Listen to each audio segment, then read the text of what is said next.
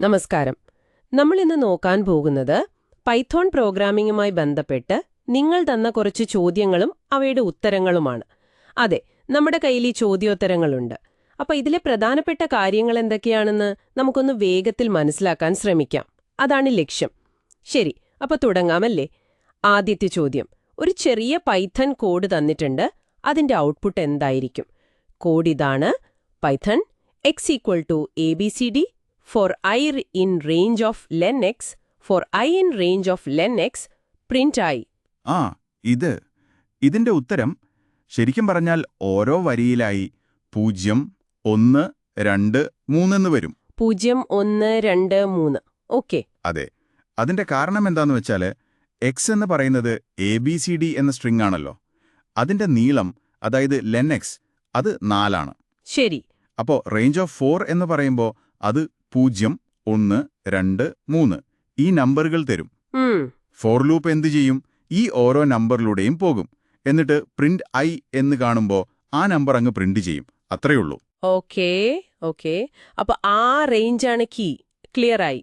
ഇനി അടുത്തത് ഈ മൾട്ടിവേ ഇഫ് സ്റ്റേറ്റ്മെന്റ്, ഒന്നിൽ കൂടുതൽ കണ്ടീഷനുകൾ വരുമ്പോഴുള്ളത്, അതിന്റെ സിൻടാക്സും പ്രവർത്തനവും. പൈത്തണിൽ നമ്മളത് ഇഫ്, എലിഫ്, പിന്നെ എൽസ് വെച്ചാണ് ചെയ്യുന്നത്. If, എലിഫ്, else. അതെ. ഇതെങ്ങനെയാന്ന് വെച്ചാൽ ആദ്യം ഇഫിന്റെ കൂടെയുള്ള കണ്ടീഷൻ നോക്കും. അത് ശരിയാണെങ്കിൽ അതിന്റെ കോഡ് പ്രവർത്തിക്കും. അതോടെ കഴിഞ്ഞു. ഓക്കെ. പിന്നെ താഴെയുള്ള എലിഫോ എൽസോ നോക്കുകയേയില്ല. ഇനി ആദ്യത്തെ ഇഫ് തെറ്റാണെങ്കിലോ? അപ്പോ അടുത്ത എലിഫ് നോക്കും. ശരി. അതിന്റെ കണ്ടീഷൻ ശരിയാണെങ്കിൽ അതിന്റെ കോഡ് പ്രവർത്തിക്കും. അതും തെറ്റാണെങ്കിൽ അടുത്ത എലിഫ്. അങ്ങനെ പോകും. അവസാനം ഒരു ഇഫും എലിഫും ശരിയായില്ലെങ്കിൽ ഒരു എൽസ് ഭാഗമുണ്ടെങ്കിൽ അതിന്റെ കോഡ് പ്രവർത്തിക്കും. അതായത് ആദ്യത്തെ ശരിയായ കണ്ടീഷൻ ഏതാണോ അത് മാത്രം, ബാക്കിയൊന്നും ചെയ്യില്ല. അതെ, കറക്റ്റ്. ഒരെണ്ണം മാത്രം. മനസ്സിലായി. ഇനി ഡാറ്റ സ്ട്രക്ചറുകളെ പറ്റി ചോദിച്ചിട്ടുണ്ട്. മ്യൂട്ടബിൾ, ഇമ്മ്യൂട്ടബിൾ, എന്താണ് ഈ വേർതിരിവ്? ഇത് പ്രധാനപ്പെട്ട ഒന്നാണ്. നമ്മളൊരു ഡാറ്റ സ്ട്രക്ചർ ഉണ്ടാക്കി കഴിഞ്ഞാൽ അതിൽ പിന്നെ മാറ്റം വരുത്താൻ പറ്റുമോ ഇല്ലയോ എന്നതിനെ ആശ്രയിച്ചാണിത്. ഓക്കെ. മ്യൂട്ടബിൾ എന്ന് പറഞ്ഞാൽ മാറ്റം വരുത്താൻ പറ്റുന്നത്. ഉണ്ടാക്കിയ ശേഷം അതിലെ അംഗങ്ങളെ മാറ്റുകയോ പുതിയത് ചേർക്കുകയോ ഉള്ളത് കളയുകയോ ഒക്കെ ചെയ്യാം. ഉദാഹരണത്തിന് നമ്മുടെ ലിസ്റ്റ്, ഡിക്ഷണറി, ഏർലി ബ്രാക്കറ്റ് 0 ഇട്ടൊക്കെ. ലിസ്റ്റും ഡിക്ഷണറിയും മ്യൂട്ടബിൾ. ശരി. അതെ. ഇനി ഇമ്മ്യൂട്ടബിൾ എന്ന് പറഞ്ഞാലോ, ഉണ്ടാക്കിയാൽ പിന്നെ മാറ്റാൻ പറ്റില്ല. നമ്മൾ മാറ്റാൻ ശ്രമിച്ചാൽ ശരിക്കും പുതിയൊരു ഒബ്ജക്റ്റാണ് ഉണ്ടാകുന്നത്. പഴയതിനൊന്നും സംഭവിക്കില്ല. ഓഹോ. ഉദാഹരണം സ്ട്രിംഗ്, നമ്പറുകൾ, ഇൻഡിജേഴ്സ്, പിന്നെ ടപ്പിള്, ബ്രാക്കറ്റ് 0 ഇട്ടൊക്കെ. ഇതൊക്കെ ഇമ്മ്യൂട്ടബിൾ ആണ്. അപ്പൊ ലിസ്റ്റും ടപ്പിളും തമ്മിൽ കാണാൻ ഒരുപോലെ തോന്നുമെങ്കിലും ഈ ഒരു വ്യത്യാസം വലുതാണ്, അല്ലേ? വളരെ വലുതാണ്. ഡേറ്റ എങ്ങനെ കൈകാര്യം ചെയ്യണമെന്നതിനെ ഇത് നന്നായി ബാധിക്കും. ശരി.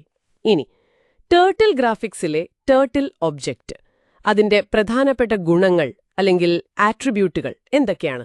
ടേർട്ടിൽ ഒബ്ജക്റ്റിന് പ്രധാനമായിട്ടും അതിന്റെ സ്ഥാനം, അത് സ്ക്രീനിൽ എവിടെയാണ് നിൽക്കുന്നത് എന്നത്. സ്ഥാനം. ഓക്കെ. പിന്നെ അതിന്റെ ദിശ, ഏത് ഭാഗത്തേക്കാണത് തിരിഞ്ഞിരിക്കുന്നത്. ഓറിയന്റേഷൻ അല്ലെങ്കിൽ ഹെഡിംഗ് എന്ന് പറയും. ദിശ. മൂന്നാമത്തത് അതിന്റെ പേന. ഈ പേന വെച്ചാണല്ലോ വരയ്ക്കുന്നത്. അതെ. പേനയ്ക്കും ഉണ്ട് ചില ആട്രിബ്യൂട്ടുകൾ. അതിന്റെ നിറം, വരയുടെ കട്ടി, വിഡ്ത്ത്, പിന്നെ പേന താഴെ വെച്ചാണോ വരയ്ക്കുന്നത് അതോ മുകളിലാണോ എന്ന അവസ്ഥ. ഓൺ ഓഫ് പോലെ. അതെ, ഓൺ ഓഫ് പോലെ. പിന്നെ ഫില്ല് ചെയ്യാനുള്ള കളറ്. ഇതൊക്കെ പേനയുടെ ആട്രിബ്യൂട്ടുകളാണ്. കൊള്ളാം. അപ്പൊ ഇതെല്ലാം ചേർന്നാണ് ആ വര വരുന്നത്. അടുത്തത് GUI പ്രോഗ്രാമുകളും ടെർമിനൽ പ്രോഗ്രാമുകളും. GUIക്ക് എന്തെങ്കിലും പ്രത്യേകതകളുണ്ടോ? നേരിട്ട് മേന്മകൾ എന്ന് പറയുന്നില്ലെങ്കിലും GUIയുടെ ഒരു സ്വഭാവം പറയുന്നുണ്ട്. GUI എന്ന് പറഞ്ഞാൽ ഗ്രാഫിക്കൽ യൂസർ ഇന്റർഫേസ് ആണല്ലോ. അതിൽ ബട്ടൺസ്, ടെക്സ്റ്റ് ഫീൽഡ്, ഒരുപക്ഷെ ചിത്രം വരയ്ക്കാനുള്ള ക്യാൻവാസ്, ഇതൊക്കെ ഉണ്ടാവും. അപ്പോൾ യൂസർക്ക് കാണാനും ക്ലിക്ക് ചെയ്യാനും ടൈപ്പ് ചെയ്യാനും ഒക്കെ സൗകര്യമുണ്ട്. ടെക്സ്റ്റ് മാത്രം അങ്ങോട്ടും ഇങ്ങോട്ടും പോകുന്ന ടെർമിനലിനേക്കാൾ ഇത് കുറച്ചുകൂടി എളുപ്പവും കാണാനൊരു ഭംഗിയുമൊക്കെ ഉണ്ടാവും. സാധാരണ യൂസേഴ്സിന് അതാവും ഇഷ്ടപ്പെടുക. ശരിയാണ്. വിഷ്വലായി കാര്യങ്ങൾ കാണാം. ഓക്കെ. ഇനി ക്ലാസുകളിലെ 2 വാക്കുകൾ, ആക്സസറികളും മ്യൂട്ടേറ്ററുകളും, അതെന്താണ്? ഇത് രണ്ടും ക്ലാസ്സിലെ മെത്തേഡുകളാണ്, അതായത് ഫംഗ്ഷനുകൾ. ആക്സസർ പേര് പോലെ തന്നെ ഒരു ഒബ്ജക്റ്റിന്റെ ഡേറ്റ അല്ലെങ്കിൽ അതിന്റെ അവസ്ഥ ആക്സസ് ചെയ്യാൻ, അതായത് പുറത്തുനിന്ന് അറിയാൻ അല്ലെങ്കിൽ വായിച്ചെടുക്കാൻ സഹായിക്കും. ഡേറ്റ കിട്ടാൻ വേണ്ടി മാത്രം. അതെ, പക്ഷെ മാറ്റാൻ സമ്മതിക്കില്ല. എന്നാൽ മ്യൂട്ടേറ്റർ എന്ത് ചെയ്യും? അത് ഒബ്ജക്റ്റിന്റെ അവസ്ഥ മാറ്റാൻ, മോഡിഫൈ ചെയ്യാൻ അല്ലെങ്കിൽ മ്യൂട്ടേറ്റ് ചെയ്യാൻ സഹായിക്കും. ഓക്കെ, അപ്പോ ഒന്ന് റീഡ് ഓൺലി പോലെ, മറ്റേത് റീഡ് റൈറ്റ് പോലെ, അങ്ങനെ പറയാം. ഏകദേശം അതെ. ക്ലിയർ. ഇനി ഒരു ഫയൽ തുറക്കുന്നതിന് മുൻപ് അത് സിസ്റ്റത്തിൽ ഉണ്ടോ എന്നെങ്ങനെ ചെക്ക് ചെയ്യാം? ചിലപ്പോൾ ഫയൽ കാണില്ലല്ലോ. നല്ല ചോദ്യം. അതിന് പൈത്തണിൽ OS എന്നൊരു മൊഡ്യൂളുണ്ട്. സ്റ്റാൻഡേർഡ് ലൈബ്രറിയിലുള്ളതാണ്. OS module. അതെ, അതിൽ os.path.exists എന്നൊരു ഫംഗ്ഷൻ ഉണ്ട്. അതിലേക്ക് ഫയലിന്റെ പേരും പാത്തും കൊടുത്താൽ ആ ഫയലോ ഫോൾഡറോ അവിടെ ഉണ്ടെങ്കിൽ അത് ട്രൂ തരും, ഇല്ലെങ്കിൽ ഫോൾസ് തരും. സിമ്പിൾ. os.path.is ഫയൽ എന്നും ഒന്നുണ്ട്. അത് ഫയൽ തന്നെയാണോന്ന് കൂടി ഉറപ്പാക്കും. ഇത് ഒരു ഇഫ് സ്റ്റേറ്റ്മെന്റിൽ ഉപയോഗിച്ചാൽ മതി. ഇഫ് os.path.exist my ഫയൽ, എന്നിട്ട് ഫയൽ ഓപ്പൺ ചെയ്യാം, ഇല്ലെങ്കിൽ വേറെന്തെങ്കിലും ചെയ്യാം. അപ്പോൾ പ്രോഗ്രാം ക്രാഷ് ആകുന്നത് ഒഴിവാക്കാം. നന്നായി. അവസാനമായിട്ട് എന്താണ് ഫ്ലാസ്ക്? അതിന്റെ പ്രധാന ഭാഗങ്ങൾ. ഫ്ലാസ്ക് പൈത്തണിൽ വെബ് ആപ്ലിക്കേഷൻ ഉണ്ടാക്കാൻ ഉപയോഗിക്കുന്ന ഒരു ഫ്രെയിംവർക്കാണ്. ലൈറ്റ് വെയ്റ്റ് എന്ന് പറയും. അതായത് ഒരുപാട് സങ്കീർണതകളില്ലാതെ തുടങ്ങാൻ പറ്റും. വെബ് ആപ്പ് ഉണ്ടാക്കാൻ.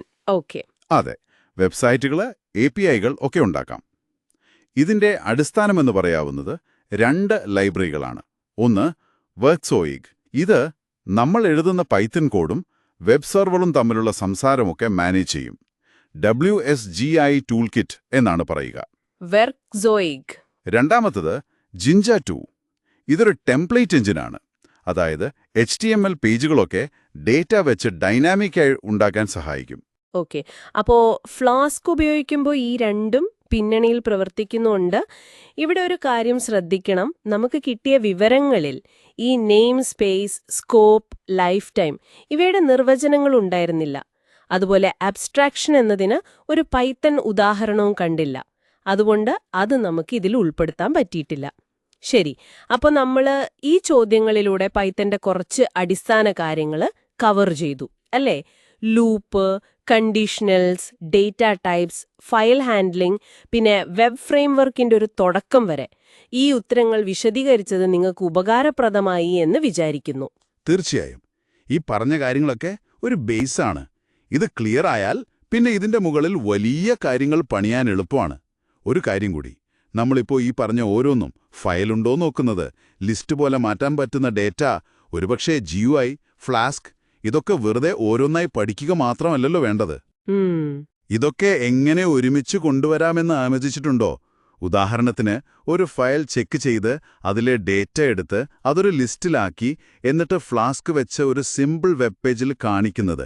അങ്ങനെയൊക്കെ ചെയ്യുമ്പോഴാണ് ഈ പഠിക്കുന്നതിൻ്റെയൊക്കെ ഒരു യഥാർത്ഥ ചിത്രം കിട്ടുന്നത്. അതൊന്ന് ആലോചിച്ചു നോക്കാവുന്നതാണ്. അതൊരു നല്ല പോയിന്റാണ്. ഈ ഉത്തരങ്ങൾ ഇങ്ങനെ വിശദമായി നോക്കാൻ ഞങ്ങളോടൊപ്പം കൂടിയതിന് വളരെ നന്ദി.